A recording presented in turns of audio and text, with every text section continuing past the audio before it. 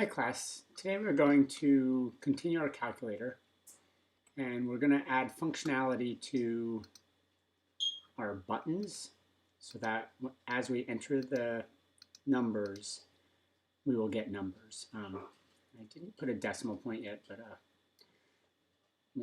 we'll do decimals either later in the video or in another video.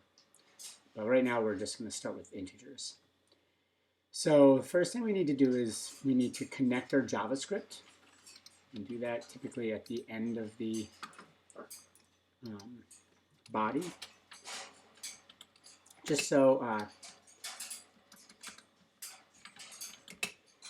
that our web page loads before we do any automatic stuff. And we're going to say the source is calculator.js.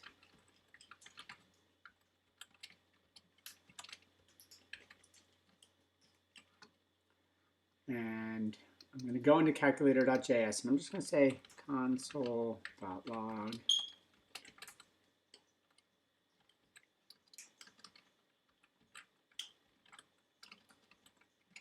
Just going to log the word calculator just so I can test it.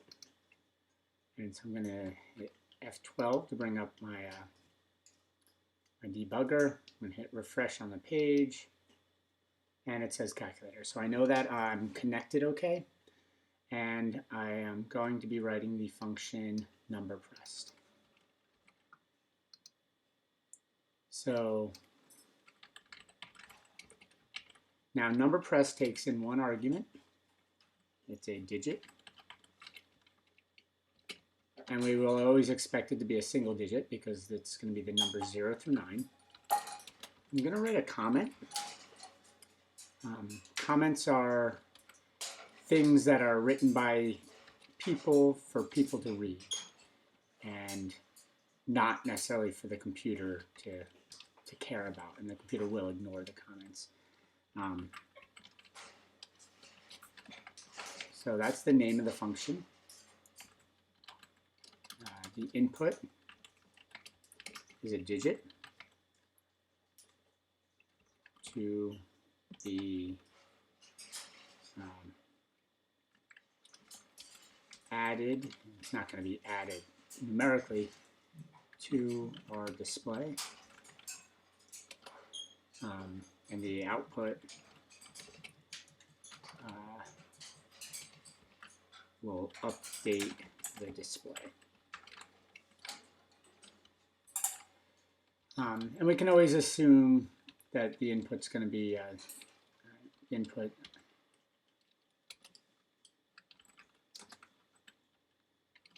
will always be the digits 0 through 9, because we'll never pass in anything besides that. So we're going to need to get what our current display number is. And so to do that, it's document.getElementID. So we're going to say var current number equals get element by ID. And we need to figure out what's the ID of our display. I think it was just display, but I'm going to check. Yeah, our ID of the display is called display.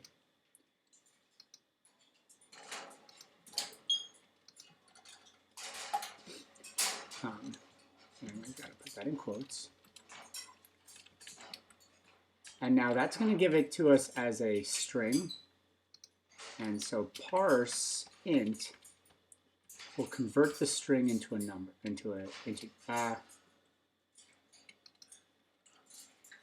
well, parse int will turn it into an integer.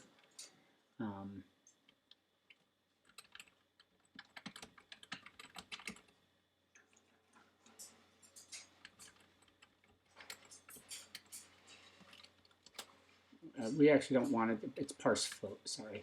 So parse int would give us an integer. We are going to want decimals, so I'm going to say parse float.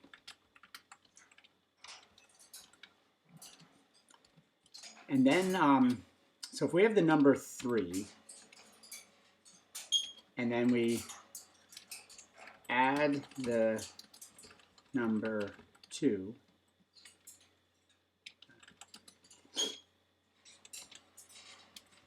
we end up with 32. So if 3 is our current number, 3 becomes 30. So we have to multiply our current number by 10 and then add the number. So we'd say current number times equals 10. So that takes the current number and multiplies by 10. And then current number plus equals digit. And digit's already a number, so that should be okay.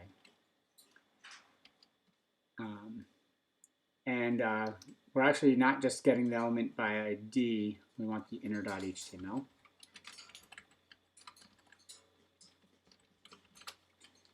And then we're going to set, so that's the math. We're going to set the inner HTML equal to the current number.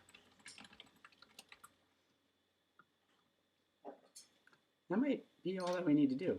Let's test. 1. Okay, so we broke parse float, so it doesn't like parse float.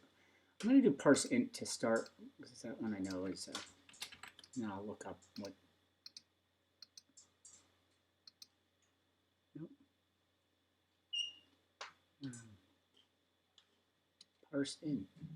Let me see what I'm doing wrong. So JavaScript convert string to number. Oh, I'm just capitalizing wrong. It's lowercase p. Let's go back to parse float. Parse float probably will work, but lowercase p. That's my bad. No. Get element by ID. So I'm. Making lots of mistakes here. Document is our web page. We have to say web page get the element by ID, and we have to do that as well down here. And this is just working through. So